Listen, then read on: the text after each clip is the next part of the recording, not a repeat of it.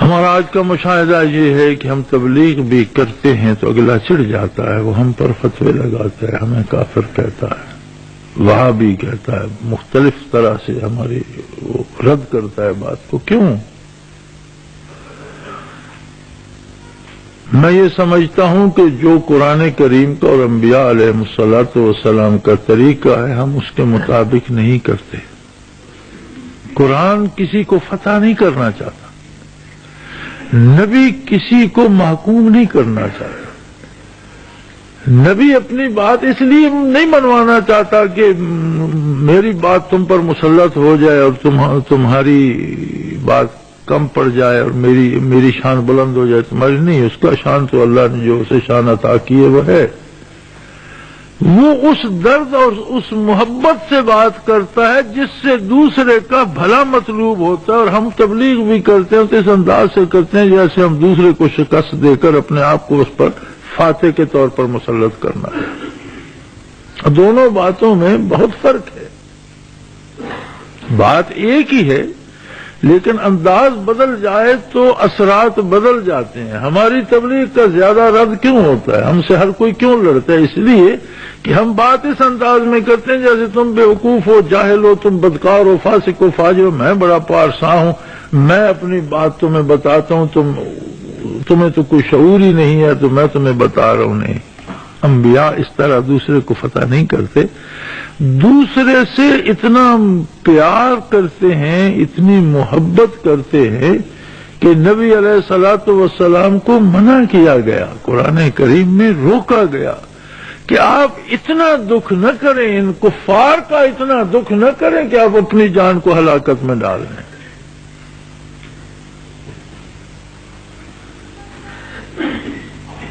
قد جاءکم رسول من انفسکم عزیز علیہ ما عنتم، آپ میں وہ رسول آیا ہے کہ ٹھوکر تمہیں لگتی ہے دکھ اسے ہوتا ہے، عزیز علیہ ما عنتم، اور یہ خطاب اولاد آدم کو ہے، مومن کافر سب اس میں شامل ہیں کہ ٹھوکر تمہیں لگتی ہے، درد میرا نبی محسوس کرتا ہے، حریص علیکم، دو عالم سے بے نیاز ہے، لیکن لوگوں تمہارے معاملے میں تو ہرس کی حد تک چلا گیا کہ تمہیں اللہ کے غضب سے بچا لے، زیادہ سے زیادہ کو بچا لے۔ اور جب مومنین کی بات آتی ہے، یہ تو عامت الناس کی بات، مومن کافر سب کی بات ہو رہی ہے، وبالمومنین، اور جب مومنین کی بات آتی ہے رؤوف الرحیم، ان کی خطاؤں کی بخشش کی دعا کرتا ہے، ان پر اپنی رحمت کا سایہ کرتا ہے۔ اب کوئی نکل کر بھاگے تو اس کی اپنی مرضی، لیکن اس طرف سے باد کرم چلتی ہے اور ابر کرم ہمیشہ سایہ فشاں رہتا ہے۔ تو یہ سلیقہ یوں ہی نہیں آتا، یہ باتوں سے نہیں آتا، سمجھانے سے نہیں آتا، یہ آتا ہے اگر بندے کی ذاتی آشنائی رب العالمین سے ہو جائے۔ دیکھو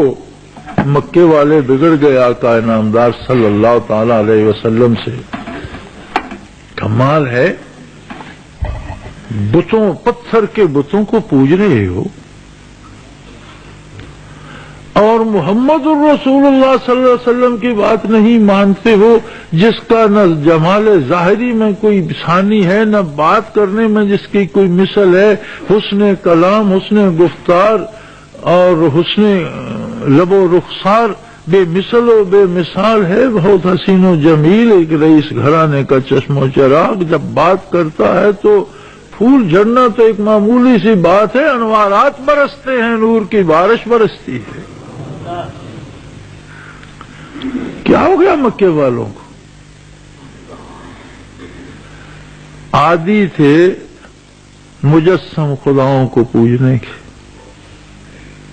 اگر محمد الرسول اللہ کہہ دیتے کہ مجھے سجدے کرو تو مجھے یقین ہے کہ ہر مشرک پتھر کی نسبت محمد صلی اللہ علیہ وسلم کو سجدہ کرنا آسان سمجھتا۔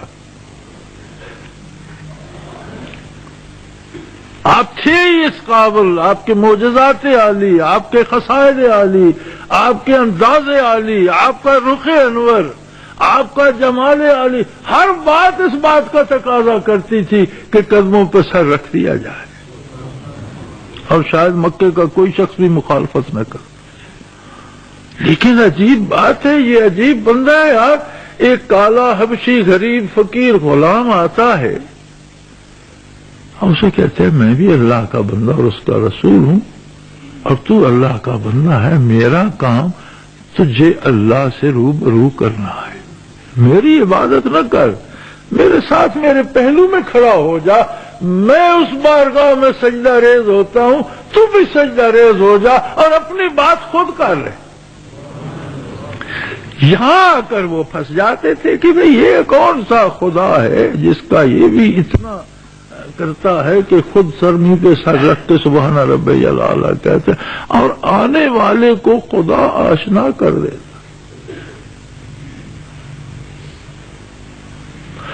اب یہ جو خدا آشنائی آقا نامدار صلی اللہ تعالی علیہ وسلم نے عطا فرمائی، اس کا نتیجہ کیا ہوا؟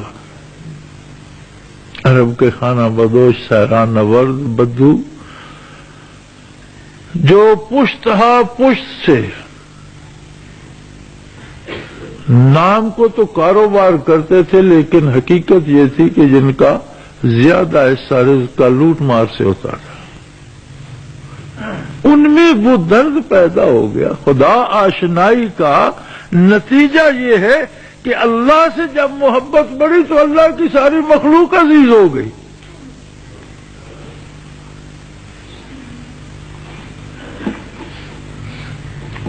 پائے سگ بوسید مجنوں،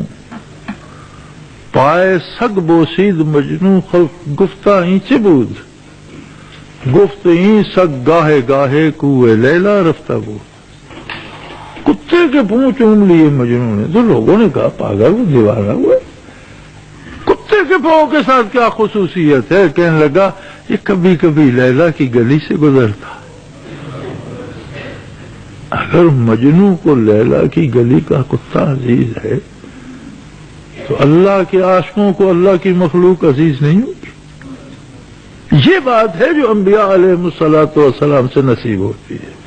ابو سیران نورد جو کبھی لوٹ کر کھاتے تھے، ان میں وہ جذبہ پیدا ہوا کہ دنیا میں کہیں کسی پر ظلم ہوتا تو چوٹ ان کے دل کو لگتی، اور وہ ظلم کو روکنے کے لیے اٹھ کھڑے ہوئے۔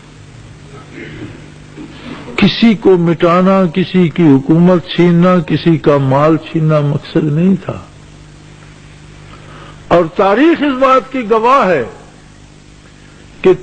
23 برسوں میں وصال نبوی کے بعد 23 برسوں میں معلوم دنیا کی 3/4 پر مسلمانوں کی حکومت قائم ہو گئی، جس میں ہر کافر کو بھی انصاف ملا،